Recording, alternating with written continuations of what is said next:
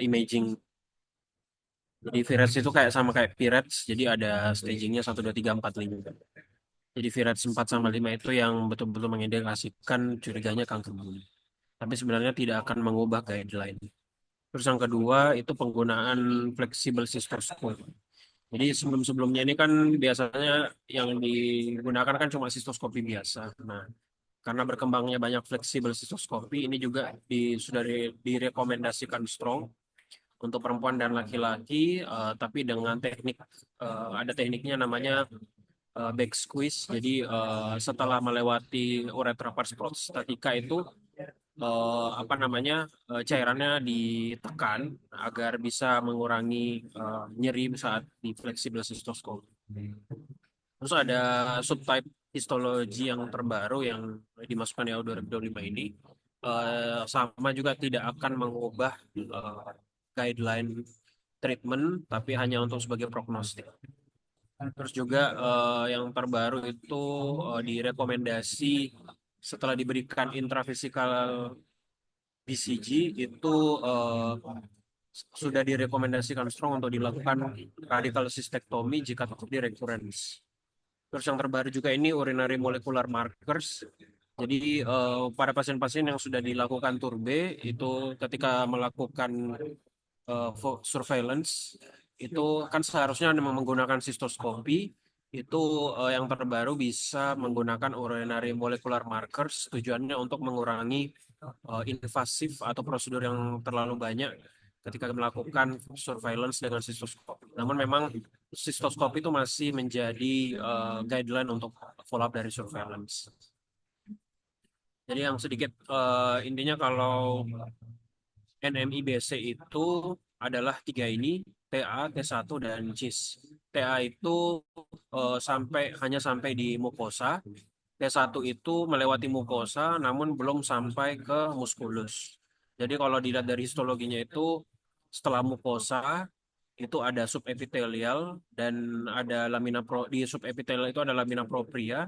Setelah lamina propria ada muscle, superficial maupun deep. Nah, ini yang TAT1. Kalau CIS itu dia nama lainnya flat tumor atau tumor yang datar. Jadi eh, gambarannya itu seperti kalau dijelaskan seperti reddish, jadi kayak gambaran warna merah atau velvet-like atau gambaran seperti inflamasi. Nah, ini juga sebenarnya termasuk dari tumor buli. Nah, kalau dari dulu itu eh, ada beberapa staging ya. Jadi yang paling untuk NMIBC ini hanya sampai di sini. Jadi sampai di karsinoma in situ TA sama T1. T1 itu kalau dia sudah lewat lamina propria tapi belum sampai ke muskulus, kalau TA hanya sampai di mukosa. Nah, ini ada yang penting juga. Jadi klasifikasi WHO dan tahun 1973 dan 2004. Jadi kalau selama ini kita bilang PIWNL Punlam, itu sebenarnya juga apa namanya, salah satu grading dari WHO, dan lebih mengindikasikan kalau dia itu adalah NMIBC. Kalau low grade itu bisa sampai T2. Nah, kalau yang dulu itu masih pakai grade 1, 2, dan 3. Nah, ini sebenarnya staging yang ini yang penting untuk untuk menentukan arah terapinya sebenarnya. Penggunaan T sama grade 1, 2, 3 atau high grade. Nah, ini sekadar apa namanya, sekadar mengulang. Jadi faktor risiko adalah merokok tentunya. Terus yang kedua itu pekerjaan yang berhubungan dengan aromatik amin, polisiklik aromatik hidrokarbon, dan fluorinated hidrokarbon. Nah, ini biasanya pada pekerja-pekerja dengan seperti pekerja karet, ataupun yang berhubungan dengan arsenik dan sebagainya. Terus juga minum drinking habit itu arsenik. Terus kalau dia berhubungan dengan radiasi-radiasi atau radioterapi, nah ini bisa menyebabkan juga tumor kanker buli. Dan pada pasien-pasien dengan insidensi sistosomiasisnya tinggi di daerah-daerah tertentu, itu bisa menginduksi kanker buli. Biasanya yang squamous cell carcinoma. Nah, ini mungkin yang untuk TNM klasifikasinya, jadi kita hanya sampai TA, T, Karsomensi itu dan T1. Nah, ini yang dari yang terbaru ya 2005 hampir sama. Jadi WHO 1973 sama WHO 2004 dan 2002 sampai saat 2002 itu masih menggunakan Punlam low grade sama high grade. Jadi sebenarnya grading ini didapatkan setelah kita melakukan patologi. Nah, untuk diagnostik sendiri dari anamnesis tentunya gambarannya seperti gross, painless, dan intermittent hematuri. Terus bisa juga ada Lutz iritatif karena memang kena bully, jadi frekuensi, urgensi, dan nokturi. Terus kalau imaging sendiri, ya tentunya jadi yang direkomendasikan itu sebagai initial workup. Jadi initial workup itu harus menggunakan USG dan atau menggunakan CT IVU. Nah, setelah didapatkan USG gambaran tumor buli, baru kita menggunakan CT IVU atau CT urografi. Nah, kemudian sitologi urin. Jadi sitologi urin ini sebenarnya eh, hanya digunakan sebagai tambahan. Tujuannya apa? Tujuannya untuk mendeteksi tumor yang high grade atau G3. Jadi sebenarnya sitologi urin ini eh, hasilnya kan sebenarnya cuma didapat negatif. Biasanya kalau kita lihat hasil sitologi urin itu negatif for high grade tumor atau didapatkan high grade tumor. Jadi dia hanya bisa mendeteksi apakah ini tumor high grade atau G3 atau dia tidak ada tumor sama sekali. Jadi sebenarnya hanya digunakan untuk sebagai tambahan sebelum melakukan turbiti. Tapi kan nanti setelah kita turbiti sudah ada hasil patologi, itu nanti sudah bisa kelihatan apakah ini high grade tumor ataukah low grade ataupun LAM atau sama G1, G2, G3.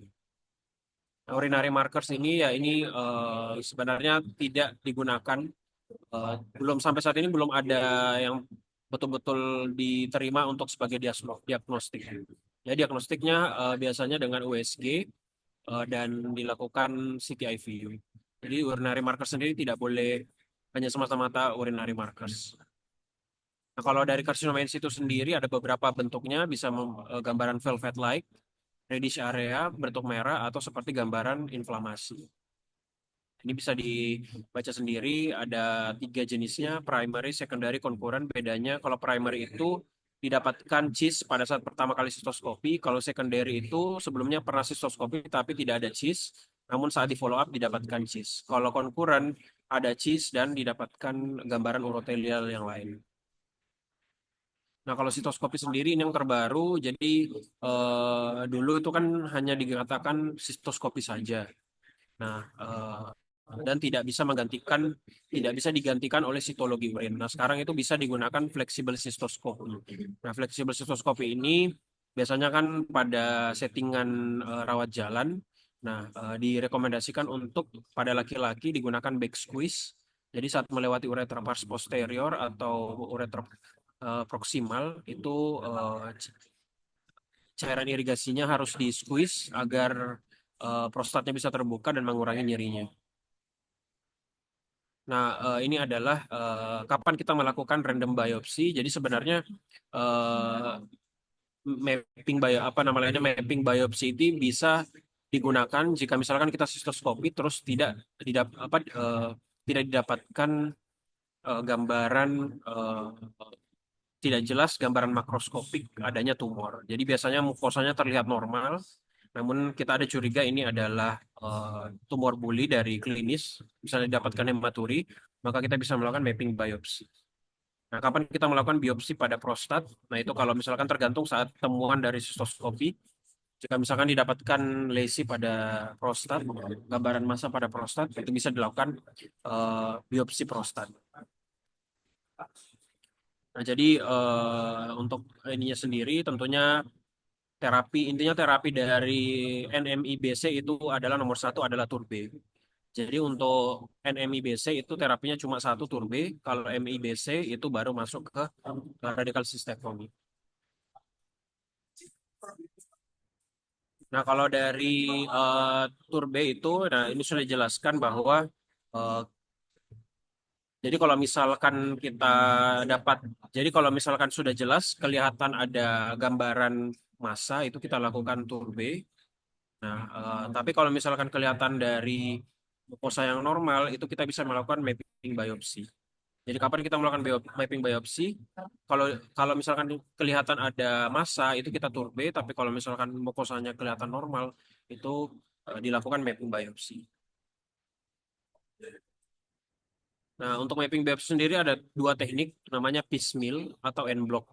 Piecemeal ini yang biasanya kita gunakan sehari-hari. Piecemeal itu yang kita reseksi dari atas ke bawah, jadi lapis demi lapis. Nah, kalau en block ini biasanya kita reseksi mulai dari langsung dari akarnya.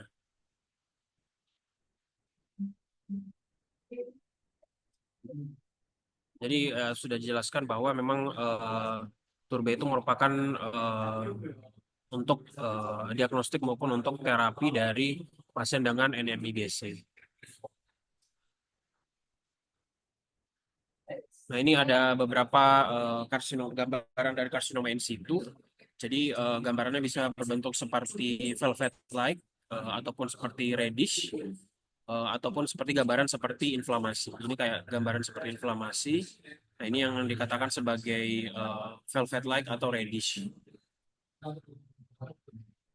Nah, terus kalau risk group stratifikasi, nah ini yang apa namanya masih belum berubah dari EAU 2020, sorry.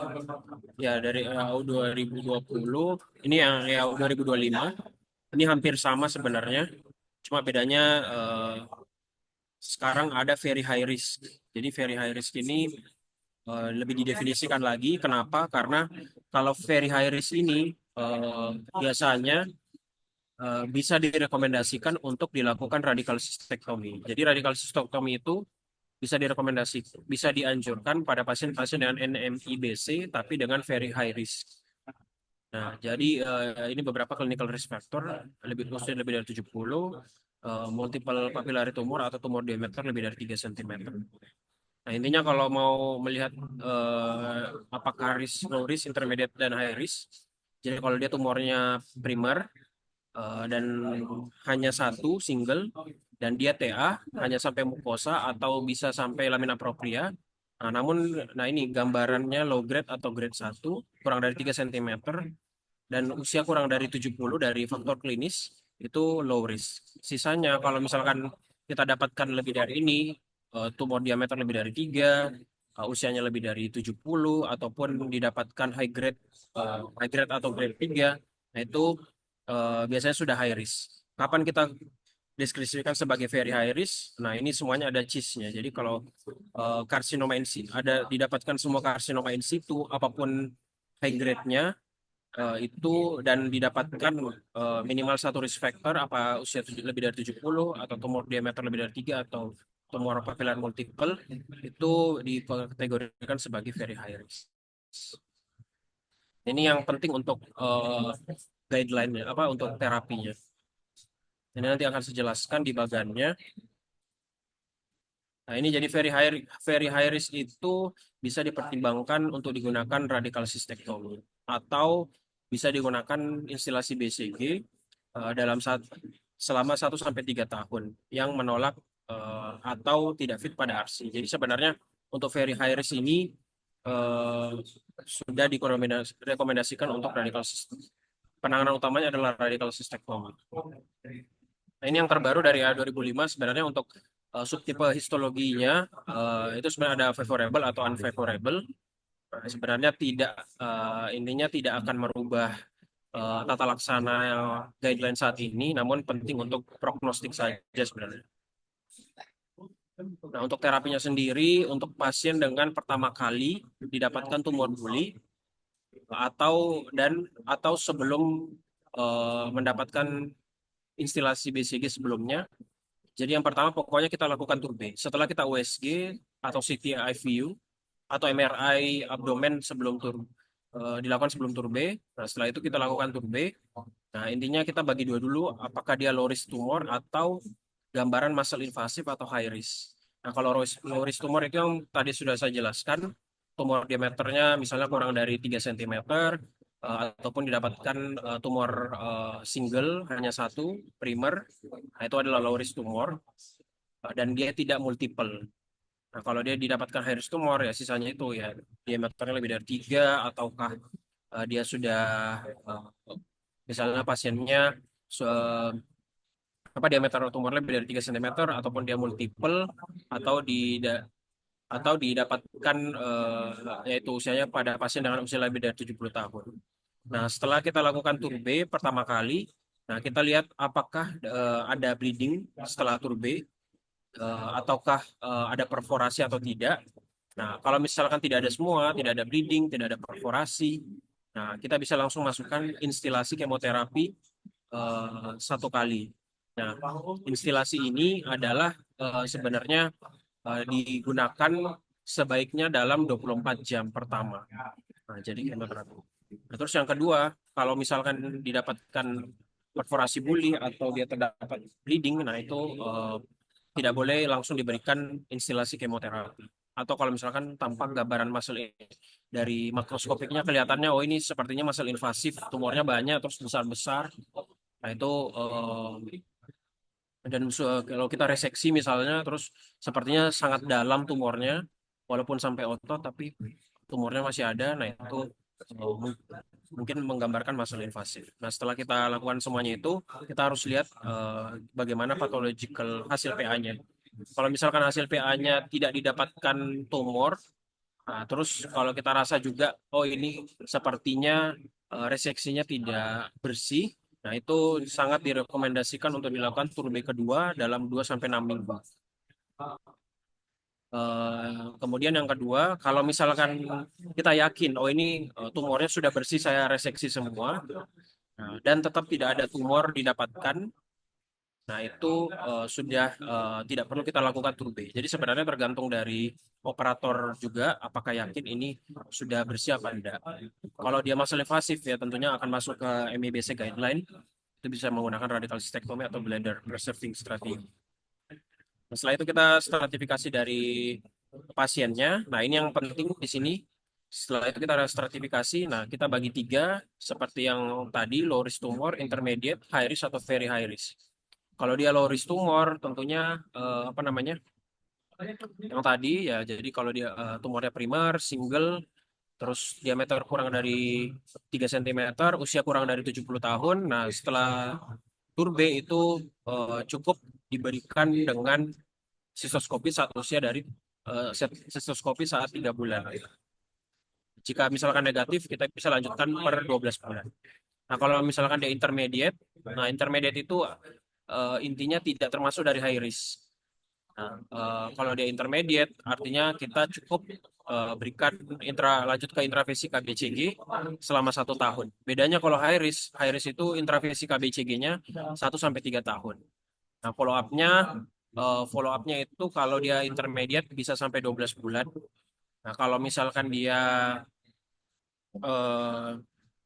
misalkan dia high risk, nah itu bisa sampai 2 tahun dan selanjutnya sampai 5 tahun. Jadi itu cuma yang membedakan cuma ini.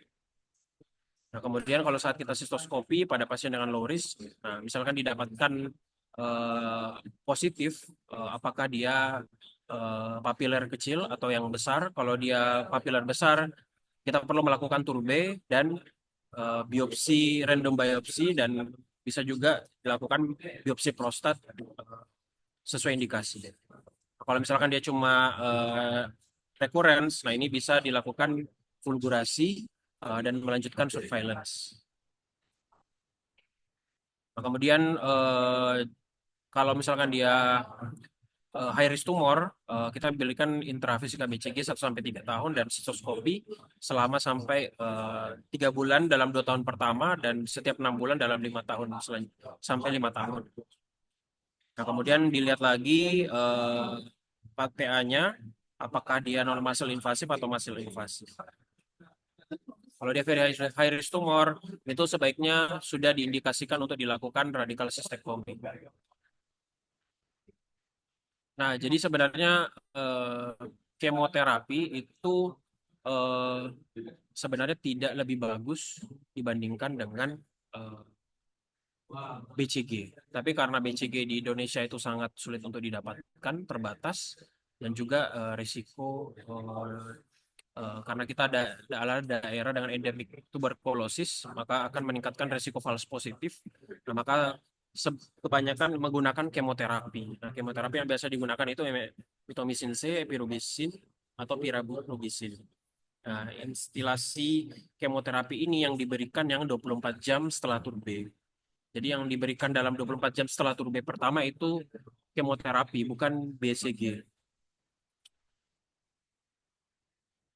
Nah, ini ada beberapa teknik yang sudah tahu untuk memaksimalkan kemoterapi intravesika, bisa diberikan diuretik atau bisa pasiennya jangan sampai minum terlalu banyak sebelum tindakan, dan bisa diberikan nabik untuk meningkatkan pH dari urinnya. Nah, ini instilasi mitomycin. Jadi kalau intermediate risk harusnya kan BCG. Nah, kalau tidak ada ya ini biasanya yang kita lakukan diberikan selama 1 tahun untuk yang intermediate. Kalau high risk diberikan 1 sampai 3 tahun. Nah, BCG itu tidak boleh instilasi dari BCG tidak boleh diberikan dalam 2 minggu pertama setelah turbe. Jadi harus di atas 2 minggu, 2 sampai 6 minggu. Atau pada pasien-pasien dengan didapatkan hematuri atau IS infeksi saluran kemih atau setelah kateterisasi yang menyebabkan traumatik. Ini ada beberapa side effects-nya: sistitis, hematuri, glomerulonephritis, prostatitis, epididymitis, general malaise, fever, BCG sepsis, dan arthralgia.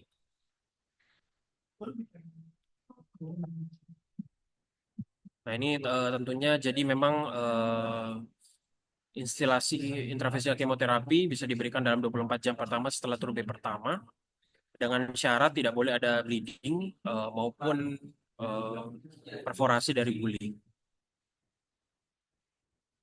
Nah, ini ada beberapa istilah pada yang tidak apa ya, yang setelah diberikan intravesika BCG dan gagal. Jadi ada 5 istilahnya. Jadi yang pertama refractory tumor. Jadi maksudnya BCG refractory tumor itu kalau kita berikan BCG, namun setelah disistoskopi evaluasi pada saat 3 bulan dengan pemberian BCG induksi, itu tetap ada tumor T1 high grade atau TA high grade atau CIS. Nah, kalau BCG relapsing tumor bedanya sama refractory, BCG relapsing tumor itu dia sudah eh, dia ada respon saat pemberian pertama dan setelah diberikan maintenance BCG selama 1 tahun, namun muncul lagi high grade sama grade 3. Jadi bedanya relapse sama refractory, relapse itu dia ada respon awalnya. Kalau refractory memang sama sekali tidak ada respon. Terus kalau BCG unresponsive tumor ini hampir mirip dengan BCG refractory tumor. Namun bedanya kalau dia unresponsive tumor itu BCG refractory, kriteria refractory yang setelah diberikan BCG selama 6 bulan. Jadi bedanya kalau refractory itu kita masih induksi dari intravesika BCG-nya, tapi kalau dari unresponsive itu kita sudah memberikan maintenance, tapi masih didapatkan T1TA dengan high grade. Kalau kalau dia intolerance ada side effects yang timbul. Nah, kalau dia BCG exposed tumor, nah ini hampir sama sebenarnya dengan BCG refractory. Jadi kita berikan 3 bulan induksi BCG, namun masih didapatkan high grade atau grade 3 atau CIS pada saat sistoskopi evaluasinya. Jadi sebenarnya hampir sama dengan BCG refractory tumor. Makanya yang penting, jadi yang digunakan itu dalam guideline itu 3 ini BCG refractory dan BCG relapsing sama BCG unresponsive. Nah, kalau misalkan kita sudah memberikan intravesika BCG, nah terus didapatkan pada saat sistoskopi didapatkan tumor lagi. Nah, artinya kan kita melakukan turbe lagi. Nah, kita bisa mengkategorikannya apakah dia BCG unresponsive. Kalau dia unresponsive, yang tadi itu BCG refractory yang sudah diberikan maintenance intravesika BCG selama minimal 6 bulan. tapi masih didapatkan tumor high grade atau grade 3, nah itu bisanya kita langsung menawarkan untuk radikal sistektomi. Kalau dia bisa dilakukan radikal sistektomi, nah bisa dilakukan radikal sistektomi. Kalau tidak bisa, bisa dianjurkan untuk bladder preserving strategi. Tapi memang rekomendasinya tidak terlalu sebaik dari radikal sistektomi. Nah, kalau misalkan kita sistoskopi didapatkan relapse, relapse itu ketika kita sudah memberikan pasiennya awalnya respon, tapi muncul lagi dari hasil turbenya didapatkan high grade lagi. Nah, ini bisa ditawarkan langsung radikal sistektomi. Kalau misalkan dia high grade atau grade 3, atau misalkan didapatkan karsinoma in situ, atau bisa dievaluasi lagi situasi dari pasien, misalnya usianya bagaimana, komorbidnya bagaimana. Nah, kalau misalkan dari PA-nya didapatkan reseksi yang inkomplit atau tidak didapatkan otot, nah kita bisa lakukan turbe yang kedua.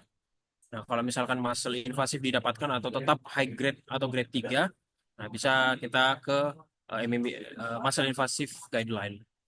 Nah, kalau misalkan yang didapatkan low grade atau grade 1 atau grade 2 tumor, nah ini bisa dilakukan intravesiga berulang dalam 1 sampai 3 tahun.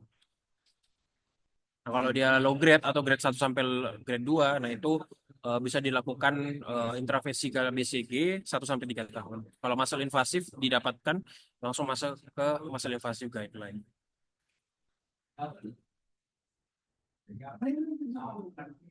Nah, ini yang terbaru dari EAU 2025. Jadi sekarang itu sudah dimasukkan BCG unresponsive.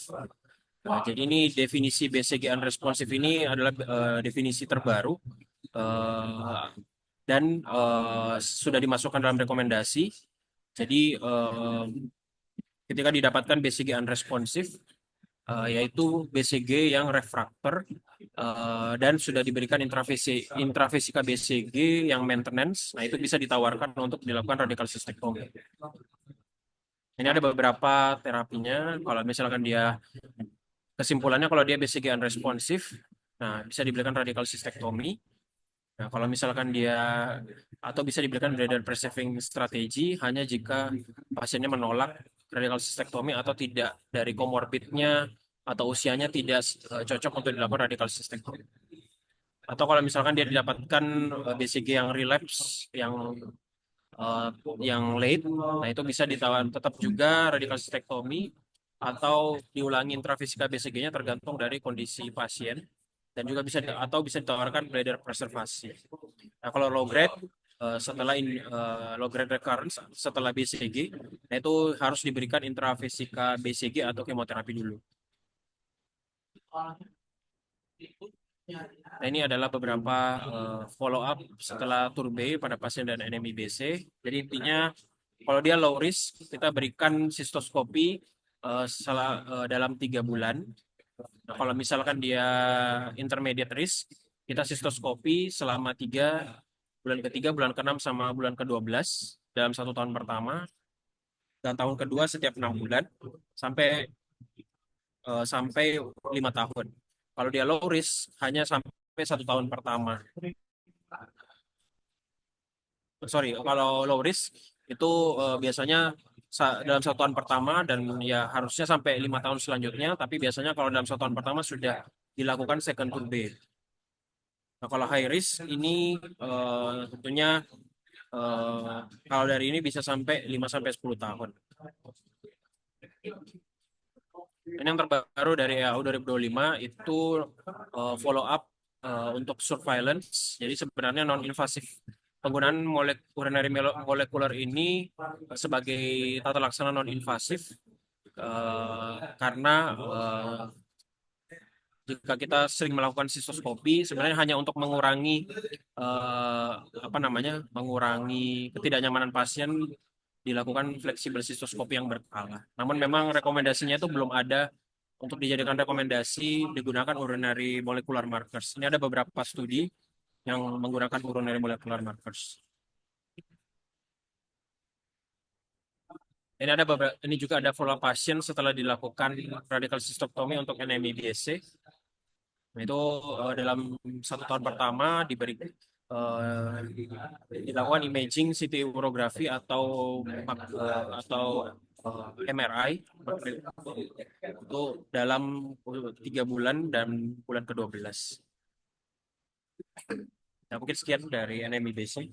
Dilanjutkan NMIBC. Ini mau sesi pertanyaan dulu atau sampai selesai yang muscle invasif dulu? Kalian lanjut aja ya. Iya, lanjut aja. Bebas sih, Mas. Lanjut dulu aja. Oke, lanjut dulu. Ya, saya kembalikan ke moderator. Baik Mas Mbak, untuk materi selanjutnya, silakan Mas Ipi. Iya, Assalamualaikum warahmatullahi wabarakatuh. Selamat sore teman-teman. Selanjutnya untuk menampilkan presentasi dari MIBC. Mohon slide. Baik Mas, mohon ditunggu Mas.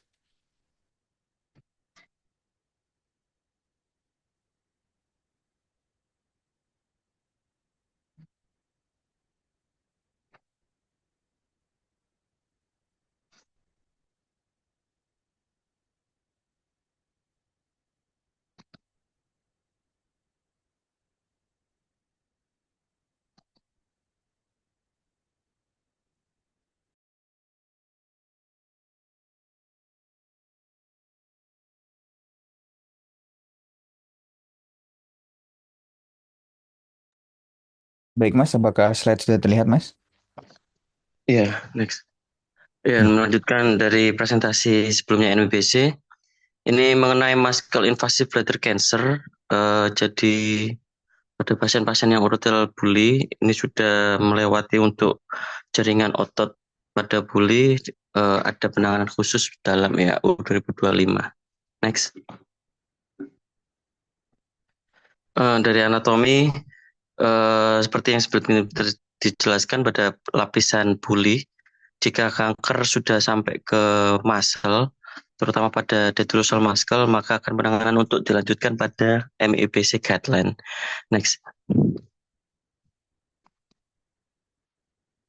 Pada MIBC itu mengenai pada sampai ke lamina propria or connective tissue dengan jaringan muscle layer, yang pada jaringan PA akan dilihat adanya layer longitudinal pada tunica muscularis, circulaire, dan longitudinal layer dari otot polos jika sampai ekstensif sampai ke tunica serosa.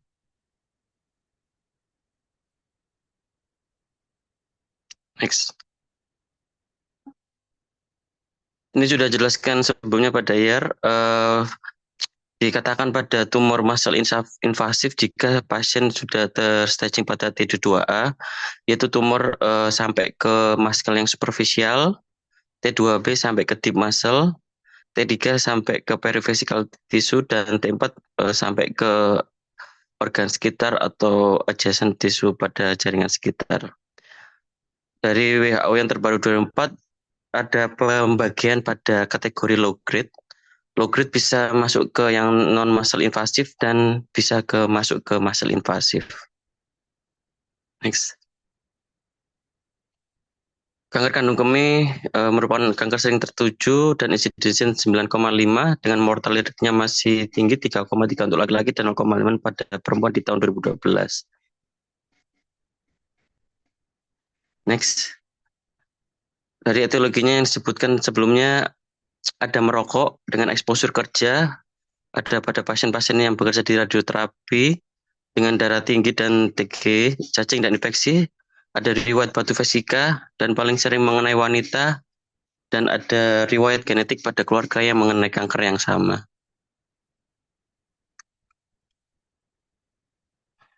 Di WHO yang terbaru juga ada faktor resiko yang paling sering disebutkan, yaitu adalah untuk menyetop dan menjauhi pada passive smoking. Next.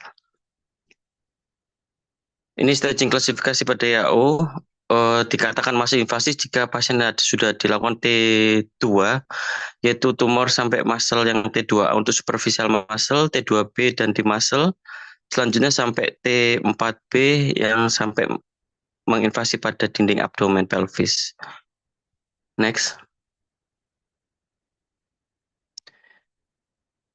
ada disebutkan pada itu nama Marshall staging yang di highlight adalah bimanual eksaminasi tidak 100% akurat untuk memprediksi dari PA pada tumor dengan 11% clinical yang overstaging dan 30% clinical understaging dilaporkan.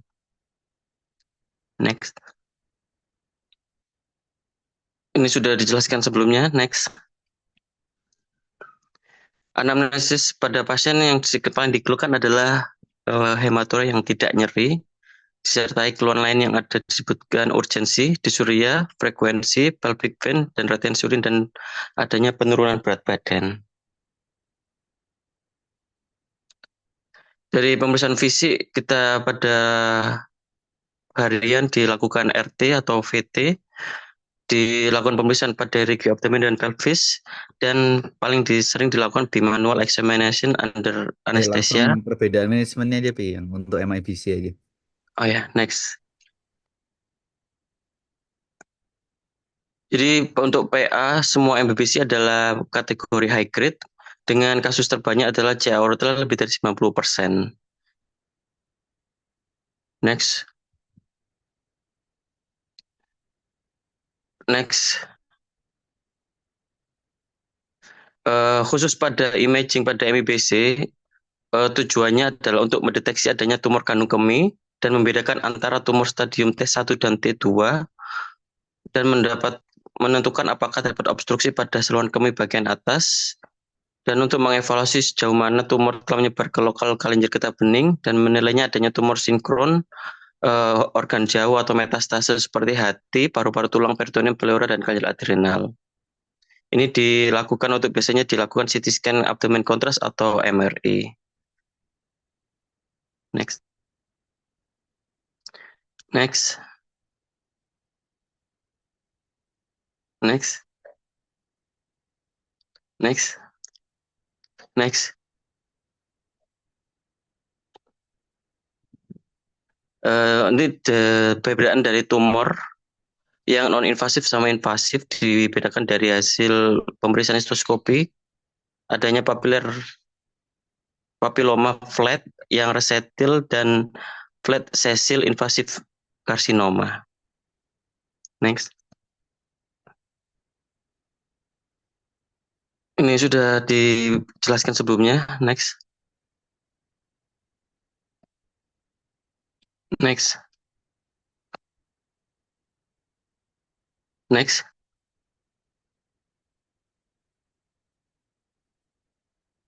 Next. Nah, untuk pasien-pasien yang MIBC, kemungkinan itu terjadi adanya metastase. Nah, kita dijelaskan untuk menilai prognosis dan risk klasifikasi. Bisa digunakan indeks aktivitas pasien seperti ECOG, The Eastern Cooperative Oncology atau PS, Performance Status, dan Karnofsky Score. Next.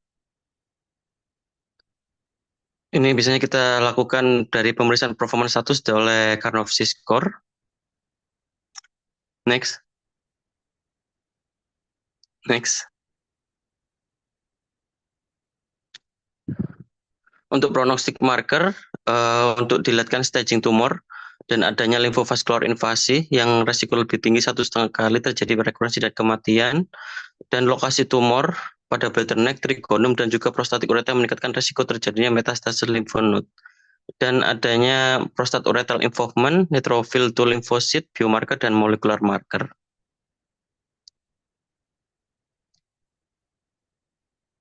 Next. Khusus pada MIBC, kita menangani dari manajemen ada dibagi 4, yaitu neoadjuvan terapi dengan penggunaan kemoterapi cisplastin, diberikan sedini mungkin, dilakukan radioterapi pada pre dan post operatif, dilakukan radical surgery dan urinary diversion, dan manajemen tumor pada yang pasien-pasien yang non resectable. Next. Yang pertama, radical cystectomy. Ini merupakan terapi standar atau golden standard pada MIBC non metastatik dengan pasien lab ekspansi yang panjang tanpa komorbiditas. Indikasi radical cystectomy adalah pasien dengan staging MIBC T2 sampai T4A N0 NX dan M0 dan high risk dan recurrent NMIBC dengan BCG refractory, relapsing dan unresponsive dengan T1 G3 tumor dan extensive papillary disease.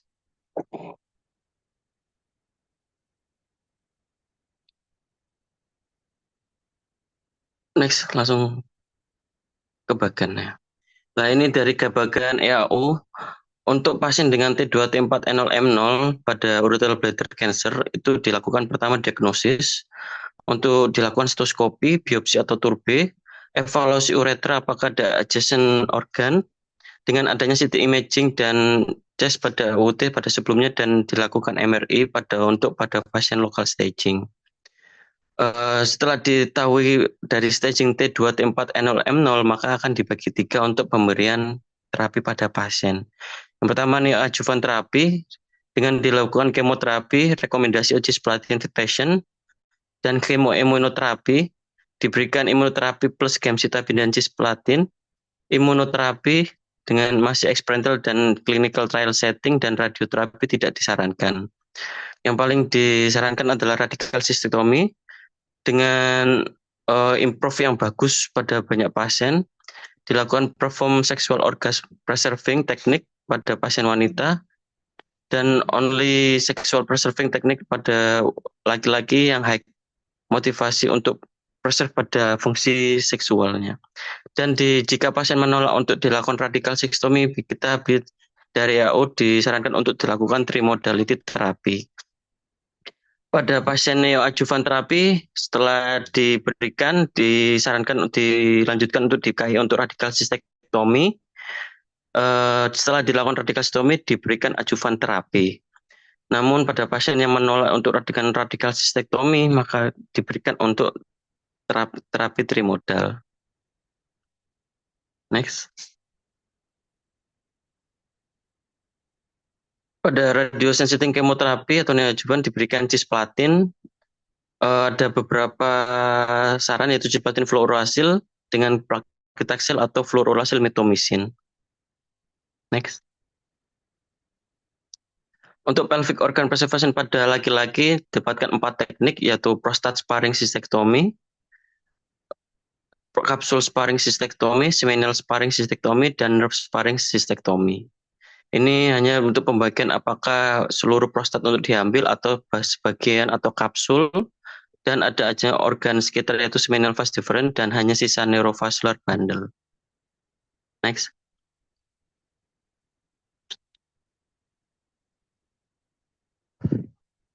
Pada laki-laki untuk disarankan untuk pasien yang only offer sexual preserving technique, untuk pasien yang highly motivated to preserve their sexual function, dan tidak adanya penyakit tumor lain pada level prostatic uretra dan bladder neck. Pada wanita hanya untuk prostatic pada area yang positif pada margin jaringan lunak. Next. Untuk durante operasi apakah perlu dilakukan lymphadenectomy, bisa dilakukan 3 prosedur, yaitu pertama standar LND, extended LND, dan super extended LND. Next. Untuk device urin pada pasien untuk radical cystectomy, biasanya diberikan untuk yang pertama A, orthotomy neobladder, atau neobladder pembentukan buli baru dari jaringan GI tract, atau ileal kondoa, continent ileostomy, dan cutaneous uretrostomy. Next. Next. Next. Ini tadi sudah dijelaskan pada bagan tadi. Ada 4 pilihan untuk dilakukan urinary diversi. Next. Next. Untuk pemilihan bowel segmen, biasanya paling sering adalah ileum dan kolon. Namun dari AO bisa disarankan untuk pemilihan untuk gaster atau jejunum. Next. Next. Nah, untuk early recovery after surgery setelah radical cystectomy dibagi 3 saat preoperatif, intraoperatif, dan postoperatif. Sebenarnya untuk paling yang khas untuk follow up untuk radical cystectomy adalah postoperatif, yaitu pengambilan sedini mungkin pada kateter uretra, diberikan analgetik non opioid, diberikan stimulasi pada aktivitas motor bowel, dan pencabutan pada NGT tube dan enteral nutrisi. Next. Yang terakhir adalah unresectable tumor, yaitu pasien yang dengan staging T4B yang menginvasi pelvis atau dinding abdomen, biasanya disertai gejala pendarahan, nyeri, disuria, dan adanya urinary obstruction. Apa saja yang diberikan pilihan pada penanganan unresectable tumor adalah sistektomi paliatif, dengan diversi urin memiliki morbiditas yang paling tinggi, disarankan untuk meredakan gejala saja apabila tidak terdapat pilihan terapi lain. Next. Yang kedua adalah terapi suportif, dilakukan perkutas nefrostomi, unilateral atau bilateral, dengan cuci buli dengan 1% silver nitrat, 1-2% alum, instalasi formalin, dan radioterapi.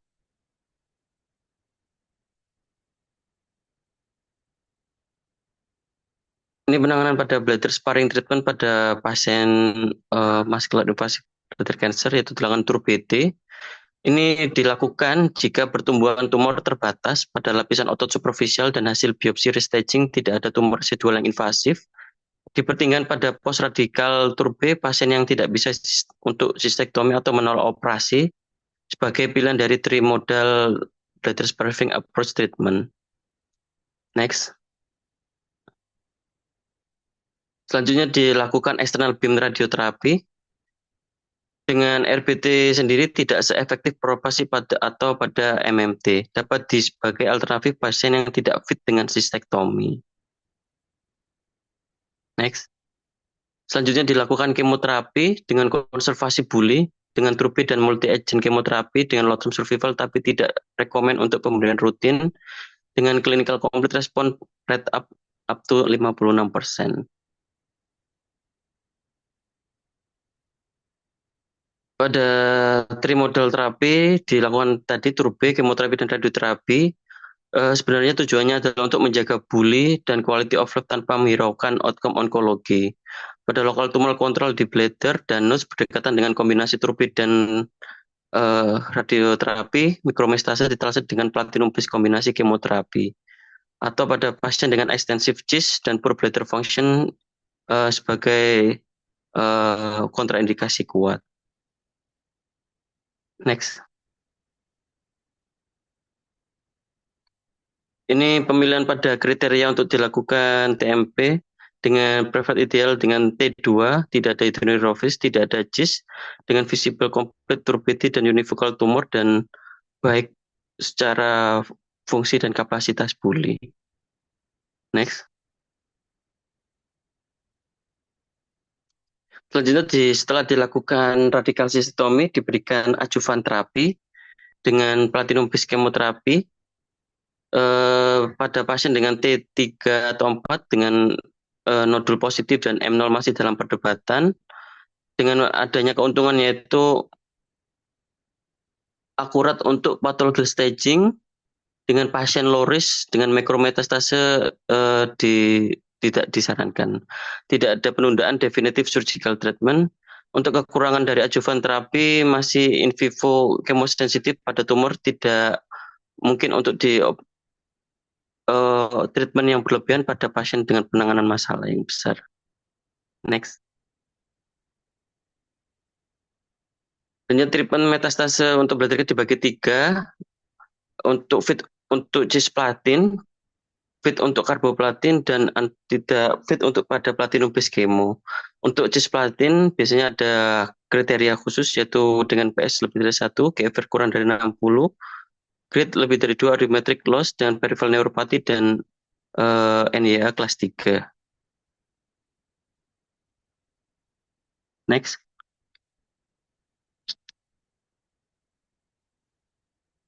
Next.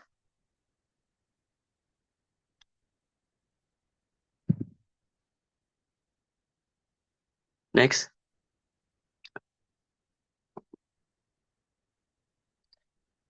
Next langsung ke follow up. Ini bagian EO tadi.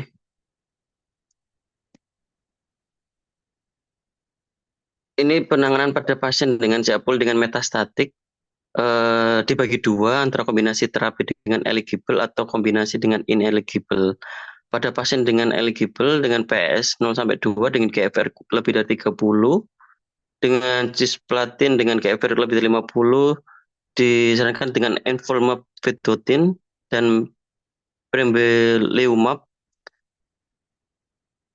Namun pada pasien tidak eligible pada EV, envolumab vedotin diberikan platinum gemcitabine dan avelumab atau cisplatin dan nivolumab.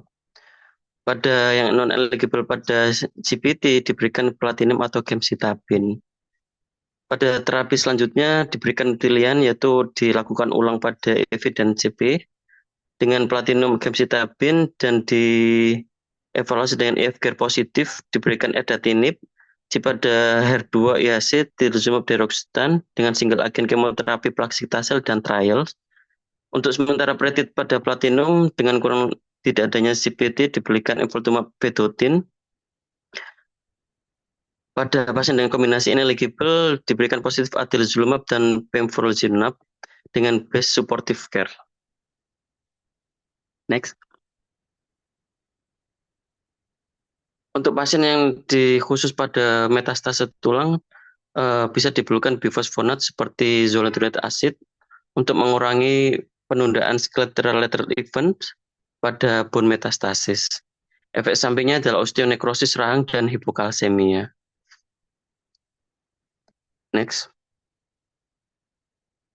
Untuk follow up pasien dengan MIBC, DKU dilakukan untuk pemeriksaan CT scan setiap 6 bulan sampai 3 tahun. Selanjutnya untuk tahun keempat diperiksakan CT scan 1 tahun sekali.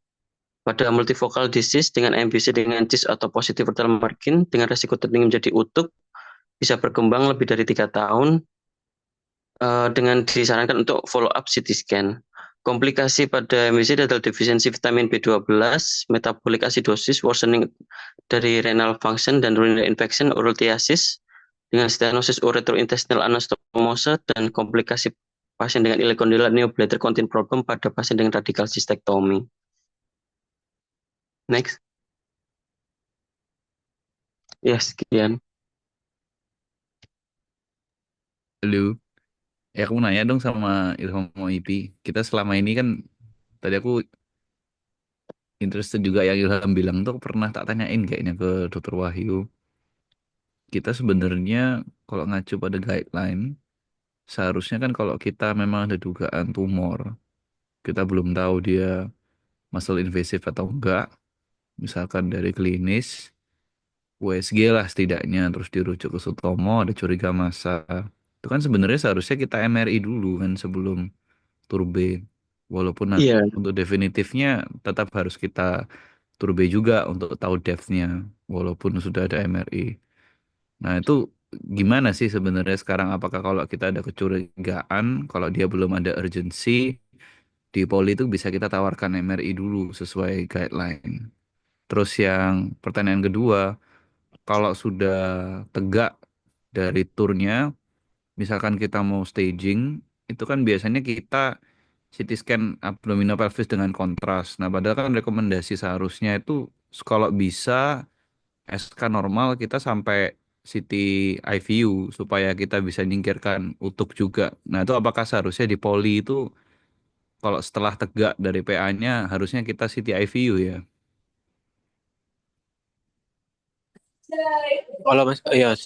Jadi kalau dari ini sih, menurutku memang seharusnya kan imaging itu dilakukan semua sebelum turbe. Tapi ya karena terlalu lama, jadi makanya mungkin ya langsung aja turbe. Tapi menurutku pas seharusnya kalau misalkan kita dapat pasien dengan tumor buli pertama kali di poli harusnya langsung didaftarkan USG, CT IVU sama ini, sama MRI. Kalau dari guideline itu kan yang pertama initial workup-nya itu kan USG, dan atau CT IVU. Kalau dari USG ada tumor, baru dilanjutkan ke CT IVU atau urografi. Gitu sebenarnya. Sebenarnya MRI ini Mas, apa namanya? Jadi sebenarnya kalau dari guideline itu bilangnya kalau yang mampu melakukan MRI itu bisa dilakukan sebelum turbe. Jadi rekomendasinya itu sebenarnya penempatan MRI-nya itu yang dilakukan sebelum turbe. Tapi kalau dibilang harus dilakukan sebelum turbe itu sebenarnya nggak ada. Iya, cuma faktanya biasanya kita udah langsung turun dulu lah, baru Terus yang MRI. apa namanya? Jadi kalau ada guideline MIBC itu dibilangnya sih, jadi setelah dikerok, diturbe, terus didapatkan muscle invasif, itu seharusnya kita lokal apa staging dengan CT scan kontras dada, jadi chest, abdomen, pelvis. Kalau Semua nggak kan bisa, harusnya baru ya. MRI. Harusnya sih langsung itu sama CT urografi. Mm-mm. Biar Ya, nyingkirkan emang utuk maksudnya, kalau urografinya. Ya emang kalau rekomendasinya sih itu Mas bener. Jadi setelah turbe terus hasilnya masuk invasif, harusnya langsung CT dada, abdomen, pelvis, urografi, sama kalau nggak bisa ya MRI. Cuma kita kalau di poli kan karena kalau pasiennya menolak radikal sistektomi, menurut Dokter Wahyu nggak ada gunanya gitu ya. Kamu terlalu banyak pemeriksaannya. Iya Cukup bener USG Mas. aja sama foto torak. Kalau nggak ada metastasis, ya udah gitu. Di trimodal ya. Ada lagi di trimodal. Terus itu Mas, aku nanya dong, yang NMI BC kan kita memang di Indonesia kan nggak pakai BCG ya. Dulu tuh awal-awal aku bimbingan, IU tuh ngasih instilasi seingatku epirubisin. Terus tengah-tengah kan berubah jadi mitomycin kan sekarang. Di NCCN tuh juga sebenarnya bisa either epirubisin atau mitomycin kan. Sebenarnya ada perbedaan nggak sih? Kenapa kok sekarang pasien kita di IU tuh mitomycin semua ya untuk NMIBC? Nah itu kalau tak tanya, kalau yang tak baca tadi tuh Mas, apa namanya? Jadi dibilangnya itu mintomisin or epirubisin or pirubisin itu yang dibilangnya memiliki apa menurunkan progression rate terus recurrence rate gitu-gitu. Tapi aku belum pernah baca sih yang mana yang superior di antara tiga itu. Tapi dia tulisnya itu or-ornya itu. Sama aja ya kalau menurut guideline Oh. ya nggak masalah ya. Nah, yang dia bandingkan itu yang intravesikal BCG dengan intravesikal kemoterapi. Nah, itu lebih bagusnya BCG. Mm-mm. Cuma kita kan di sini nggak ada karena dianggapnya endemis TB nggak diberikan. Padahal sebenarnya harusnya nggak masalah ya. Nggak tahu tuh nggak ada. Iya, Mas. Harusnya sih masih aman aja. Cuma yang takutnya itu katanya false positif dari basic apa TB-nya itu. Tapi katanya sih kalau dari ini masih safe. Nah itu yang Iya, aku ini kan Mas, kok katanya tuh di Jogja itu mitomycin nggak di cover BPJS ya. Jadi mereka tuh pakai yang doxorubicin. Tapi kok di sini masih mitomycin. Makanya apa sekarang masih mitomycin ya yang pasien-pasien intravesika itu? lah aku Di nggak Solo itu tahu juga ini. doxorubicin adanya, nggak ada epirubisin, nggak ada mitomycin di Solo itu. Ya mungkin tergantung rumah sakitnya ya sama farmasinya juga. Mm-mm. Dulu juga mitomycin kita tuh nggak ada. Kita tuh baru mitomycin aku semester berapa gitu loh. Yang ada siapa yang kena morbid dulu gara-gara dosisnya salah. Dulu awal-awal tuh epirubisin, Dokter Wahyu itu. Ya, ya, oke. Mas mau nanya dong Mas. Itu kalau kan tadi yang apa cara turbe itu kan ada yang piecemeal itu ya, sama yang satu lagi end block. Itu kalau misalkan ya kalau kita kayak aku misalnya belum terlalu bisa untuk end block itu, misalkan pakai piecemeal aja gitu nggak masalah ya, atau apa memang harusnya akan lebih bagus dengan end block gitu, karena terakhir yang Austek yang di eh, apa di Bali itu kan dia udah ngajarinnya kan pakai end block, tapi kan end block itu kan juga perlu alatnya yang bagus kan, kayak misalkan sheet turbenya sama apa namanya tuh untuk yang apa fulgurasinya itu juga yang harus bagus, karena kalau misalkan aku pernah nyoba pakai yang lama itu juga nggak terlalu enak gitu. Jadi begitu pakai yang mesin yang baru itu lebih enak. Nah ini kan kalau keterbatasan dari alat dan skill, kira-kira kalau misalkan kita pakai yang piecemeal aja, nggak apakah pengaruh atau kira-kira ada golden standar baru lagi gitu? Ya Mas, jadi sebenarnya tuh kalau dari penelitiannya ya itu ada pernah yang bandingkan end block sama piecemeal. Jadi memang end block itu lebih bagus dari segi complete reseksinya. Sebenarnya sekarang itu lebih banyak ini apa lebih direkomendasikan end block kalau dari penelitian. Cuma kan memang dari AW itu tidak sampai yang harus end block itu enggak. Cuma sebenarnya kalau di Sutomo itu kita sebenarnya bisa pakai end block. End block itu kan kita pakai yang bipolar, yang cutting loop bipolar atau pakai laser. Sebenarnya kita ada sih. Cuma ya mungkin yang pasien yang datang ke Sutomo itu wes nggak bisa di end block ya. Jadi yang wes tumornya yang multiple multiple terus sudah nggak jelas batasnya apa segala macam. Tapi kalau dari penelitian itu lebih bagus memang end block. Seharusnya sudah sebaiknya menggunakan end block gitu karena lebih komplit ininya. Bisa sampai dalam tuh otot sama bisa lebih bersih.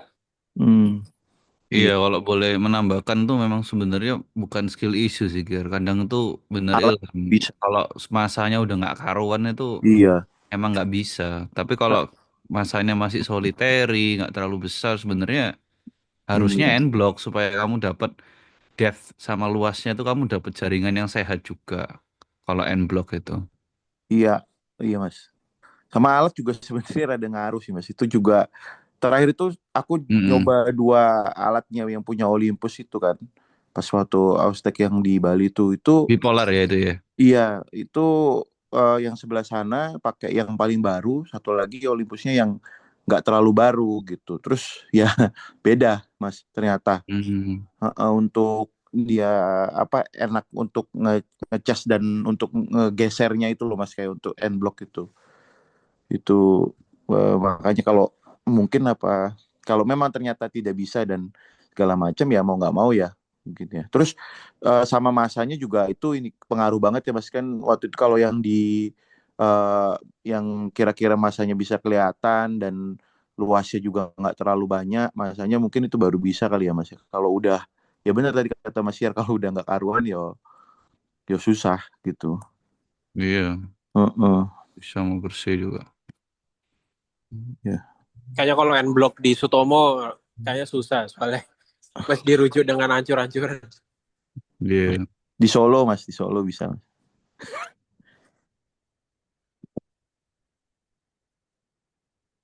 Iya, ada pertanyaan lagi.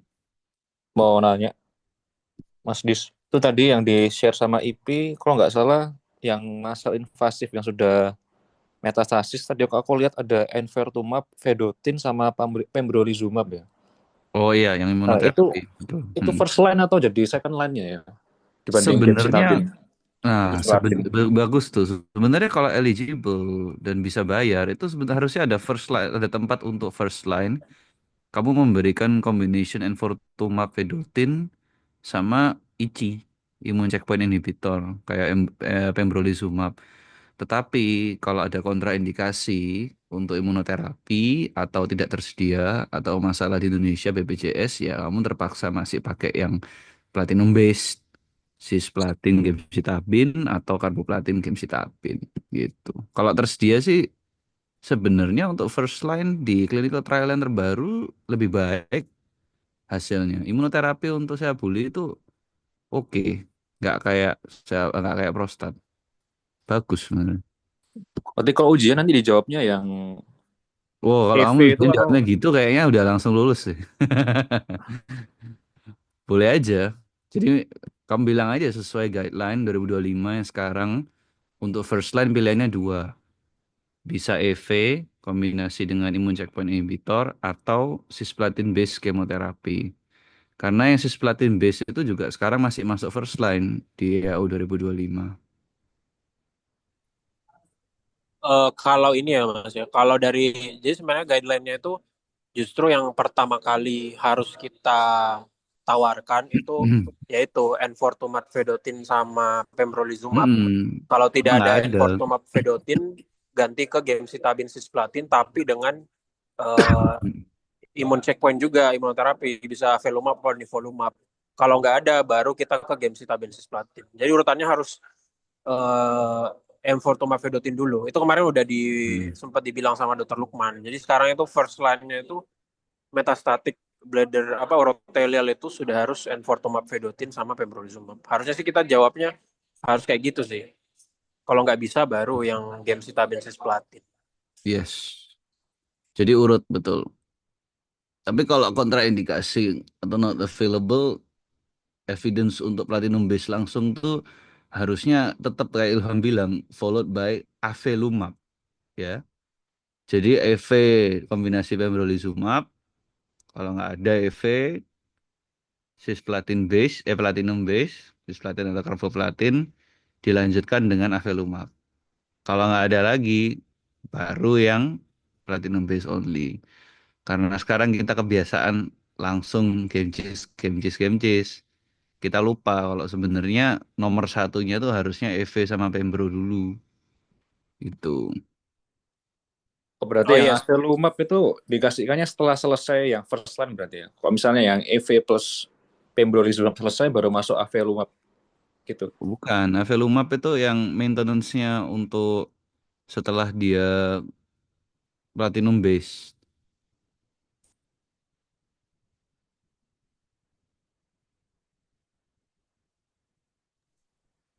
Cuma kalau untuk praktek klinisnya sendiri nggak tahu, aku nggak pernah ada pengalaman ngasih imunoterapi selain Keytruda-nya pasiennya Dokter Lukman itu yang tapi bukan buat saya bully itu.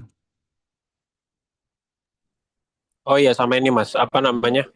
Jadi itu kan sempat ini. Jadi kalau misalkan, misalnya kita udah kasih gemcitabine cisplatin ke pasien seabuli, terus didapatkan masih apa namanya masih partial respon. Nah itu sekarang itu dari guideline ini kita bisa ngasih docetaxel. Jadi docetaxel Iya, weak eh, itu. pemberian seabuli metastatik. Tapi katanya sih kemarin itu sempat ada mau Dr. Lukman ngasih pasien RSUA tapi Hmm. katanya tidak ditanggung BPJS. Jadi docetaxel belum ditanggung BPJS untuk saya bully. Jadi hanya untuk saya prostat. Jadi ya sama aja nggak bisa lagi. Iya, kecuali dia mau umum. Tapi itu eh, apa? Evidence-nya emang trialnya udah bilang itu beneficial. Bukannya rekomendasi evidence-nya masih weak kalau untuk dosis setelah platinum base chemotherapy. Itu ada di guideline-nya tadi Mas. Coba bukain ini dong share screen. Iya, Itu di tapi rekomendasinya weak kan itu. oh iya. Letter line terapi soalnya. Iya, cuma memang kita nggak ada pilihan lain lagi ya. Kalau ya nggak tahu nanti mungkin penelitianmu tuh sama IP. Oh, statin. Iya, mungkin bisa. Itu ini Mas. Cuma sekedar kan nggak mungkin menggantikan guideline. Loh, tapi mungkin loh kayak sekarang kalau di guideline tuh sebenarnya statin ada sempat dibahas nggak? Nggak ada ya. Nggak ada Mas. Tuh Nggak Nggak ada ada, komennya sama Mas. sekali.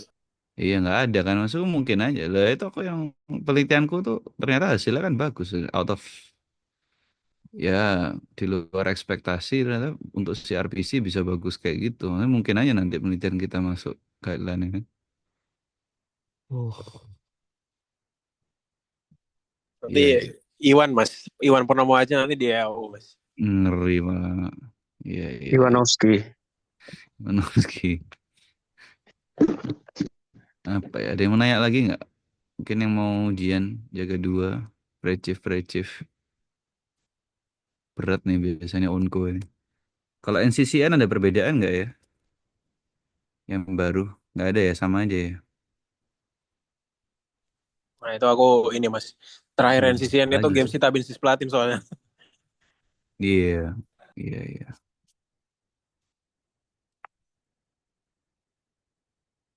Oke, ada yang mengenai operasinya mungkin? Nggak ada. Kalau yang tetramodal tuh belum masuk EAU ya, tak lihat ya. Masih trimodal ya.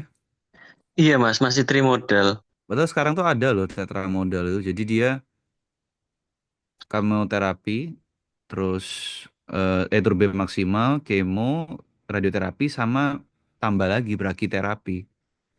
Jadi tetramodal. Itu wis nggak karuan tuh orangnya wis di masuki nggak karuan. Tapi masuknya bladder sparing masih dia. Daripada radikal sistektomi mungkin tuh pilihan yang menarik juga nanti kalau banyak brakiterapi. Ya nggak tahu ya. Bisa nggak? Oke. Kalau nggak ada yang tanya lagi lanjut latihan soal ya.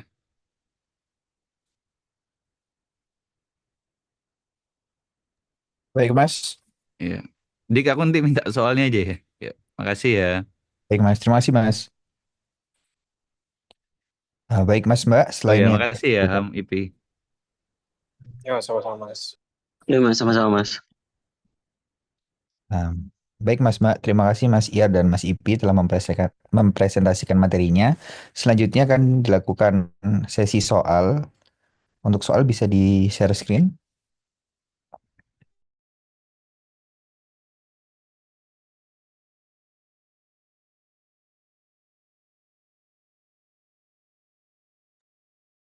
Baik, silahkan untuk moderator soal Mas Asmi.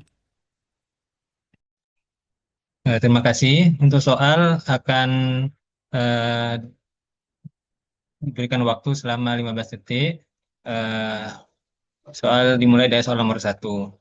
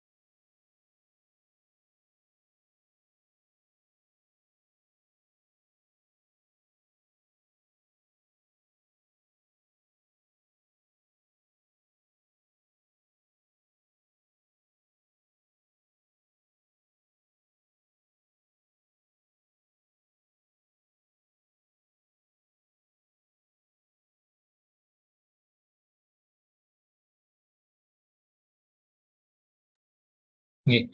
Baik Mas, Mbak, demikian 50 soal dari materi CA Bladder.